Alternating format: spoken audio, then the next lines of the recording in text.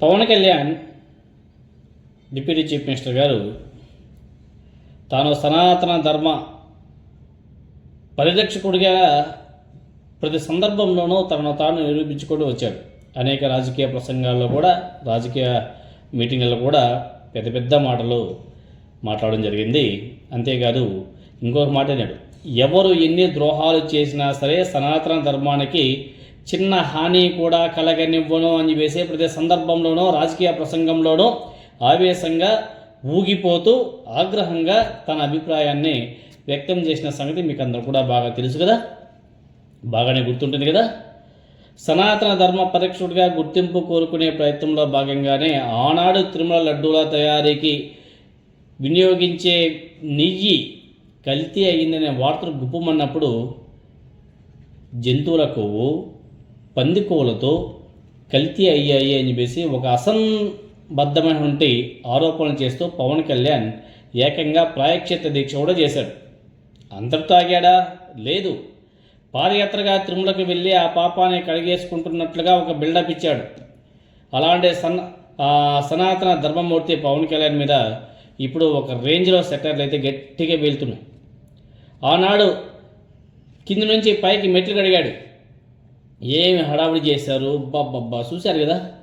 ఇప్పుడు ఆ హడావిడి ఏమైంది అని చెప్పేసి ప్రతి ఒక్కరు కూడా ప్రశ్నిస్తున్నారు. ఎందుకంటే అయోధ్య రామాలయ నిర్వహణలో భక్తులు సమర్పించినటువంటి కానుకలను కాజేసినటువంటి వ్యవహారం ఇప్పుడు దేశవ్యాప్తంగా ఒక సంచలనం రేపుతుంది.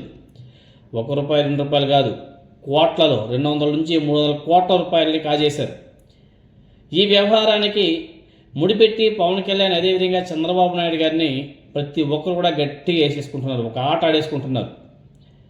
అయోధ్యలో జరుగుతున్న నిధుల భక్తుల కానుక దోపిడీ ఏదైతే ఉందో, దుర్మార్గపు వ్యవహారాల మీద చంద్రబాబు నాయుడు అదేవిధంగా పవన్ కళ్యాణ్ గారు ఎందుకు స్పందించడం లేదు అని చెప్పేసి ప్రతి ఒక్కరు కూడా ప్రశ్నిస్తున్నారు.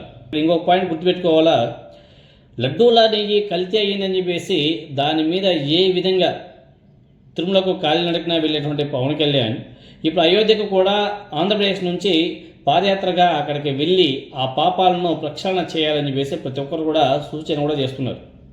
ఇప్పుడేమో భుజాల నొప్పితో ఇబ్బంది పడుతూ ఆపరేషన్ చేసుకోవడానికి ముంబైకి వెళ్ళడానికి రెడీ అయిపోయాడు.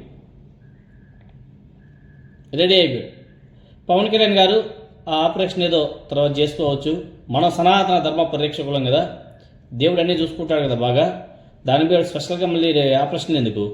దేవుడిని మొక్కేసి 4 రోజులు కాషాయం డ్రెస్ వేసేసుకొని 4 రోజులు ఆ ప్రాయశ్చిత్తలు దీక్షలు చేసామనుకో అన్నీ కూడా కొట్టుకెళ్ళిపోతాయి. భుజాల నొప్పులు, ఒంటి నొప్పులు, ఆ నొప్పులు, ఈ నొప్పులు అన్నీ వెళ్ళిపోతాయి. డాక్టర్కి ఎందుకు?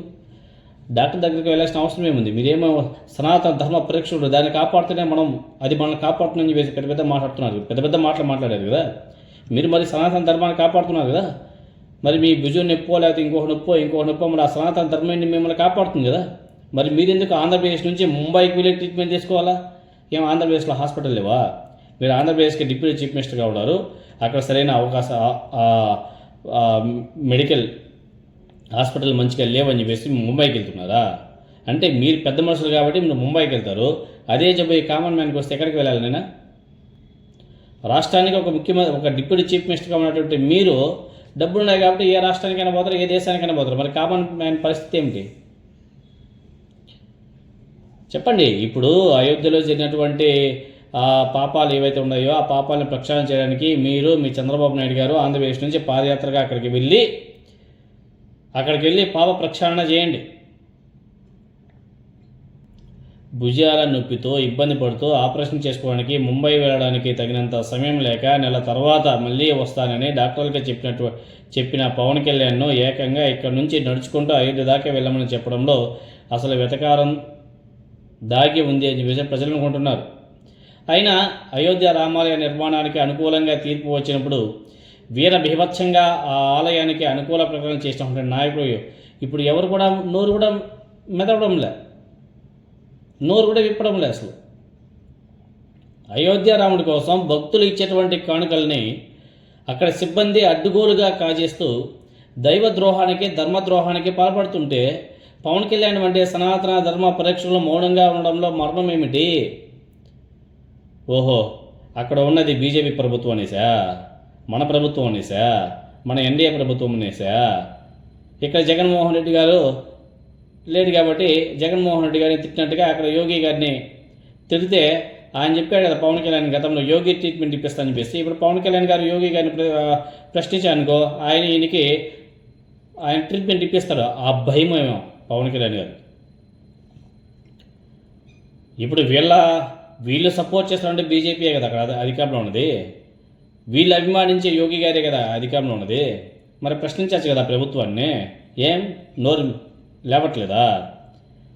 అదే జగన్మోహన్ రెడ్డి గారి హయాంలో జరిగి ఉంటే నా స్వామిని అట్లే చించుకొని తీసేసేవాళ్ళు అట్లే. అక్కడ యోగి గారి ప్రభుత్వాన్ని నిందించడానికి పాపం పవన్ కళ్యాణ్కే ధైర్యం సరిపోలే. పవన్ కళ్యాణ్కి అదేవిధంగా చంద్రబాబు నాయుడు గారు అందుకే మౌనంగా ఉంటున్నారు. ప్రజలందరూ కూడా చేదరించుకుంటున్నారు పవన్ కళ్యాణ్ గారు.